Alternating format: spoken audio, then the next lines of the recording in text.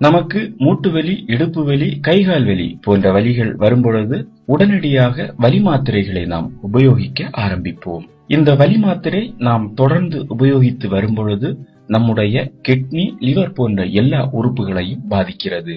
நம்முடைய நாட்டில் உள்ள 90% மக்கள் இந்த இடுப்பு வலி, மூட்டு வலி போன்றவற்றால் அவதிப்படுகிறார்கள். இப்படி ஏற்படும் வலிகளுக்கு என்ன தீர்வு? வலி மாத்திரைகள் மட்டும்தானா? நாம் தினசரி எடுத்துக்கொள்ளும் உணவுகள் இந்த வலிகளை போக்காதா? அந்த காலத்தில் பெயின் கில்லர் எனப்படும் வலி மாத்திரைகள் இல்லையே. அப்பொழுது அந்த காலத்தில் நம்முடைய முன்னோர்கள் என்ன செய்திருப்பார்கள்? எப்படி இதற்கு தீர்வு கண்டிருப்பார்கள்? ஒரே மர்மமாக இருக்கிறதல்லவா? ஆம், அந்த காலத்தில் சுமார் 4000 வருடங்களுக்கு முன்னரே நம்முடைய முன்னோர்கள் ஒரே ஒரு அற்புதமான பழத்தை வைத்து இந்த வலிகளை எல்லாம் தீர்த்திருக்கிறார்கள். வியப்பாக இருக்கிறதல்லவா? ஆம், நம்முடைய இந்திய மண்ணில் விளைந்த ஒரு சிட்ரஸ் பழத்தை வைத்து இதை செய்திருக்கிறார்கள். இதுதான் சிட்ரஸ் வகையில் முதல் பழம் என சொல்லலாம். இதன் பின்னர் தான் நெல்லிக்காய், ஆரஞ்சு, சாத்துக்குடி என எல்லா பழங்களும் வந்திருக்கிறது.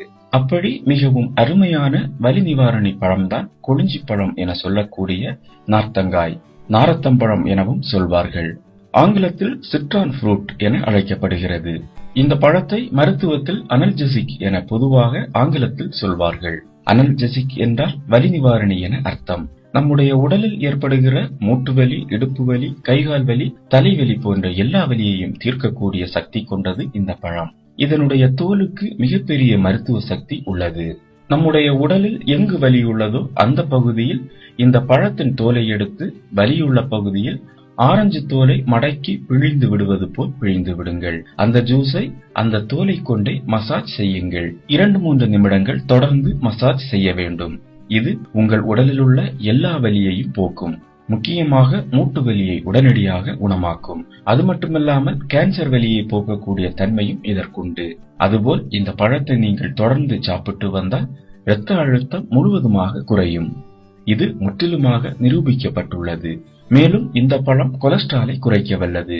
ஹார்ட் அட்டாக் வராது, இதய அடைப்பும் வராது. இதய அடைப்புகள் இருந்தால் சரியாகும். இரத்த குழாயில் அடைந்துள்ள கொழுப்புகளும் கரையும். ஆனால் இந்த பழத்தை நீங்கள் எடுக்கும் பொழுது உப்பு சேர்த்தோ ஊறுகாயாகவோ எடுக்கக்கூடாது. ஜூஸ் போட்டு குடித்தாலும் உப்பு போடக்கூடாது, சிறுநீரகத்தை பாதிக்கும்.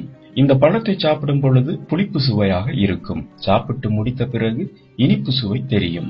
வாய் துர்நாற்றம் உள்ளவர்களுக்கு இது முக்கியமான மருந்து. வாய்ப்புண், குடல் புண், செரிமான கோளாறு போன்றவற்றிற்கு இது அற்புதமான பழம். குழந்தைகளுக்கு நோய் எதிர்ப்பு சக்தி அதிகரிக்க இந்த பழத்தை கொடுக்கலாம். சைனஸ், சளி, மூக்கில் சதை வளர்தல், தொண்டையில் சதை, தலைவலி குணமாக இந்த தோலை தண்ணீரில் போட்டு மூடி வைத்து கொதிக்க வைத்து ஆவி பிடித்தால் போதும், இந்த எல்லா நோய்களும் குணமாகும். இப்படிப்பட்ட மிக அபூர்வமான அதிசய சக்திகள் மிகுந்த இந்த பழத்தை நீங்கள் தொடர்ந்து எடுத்து வரும் பொழுது உங்கள் உடலில் உள்ள பலவிதமான நோய்கள் குணமாகும். மேலும் இதன் தோலை கொண்டு நீங்கள் மசாஜ் செய்யும் பொழுது உங்கள் மூட்டு வலி உடனடியாக குணமாகும்.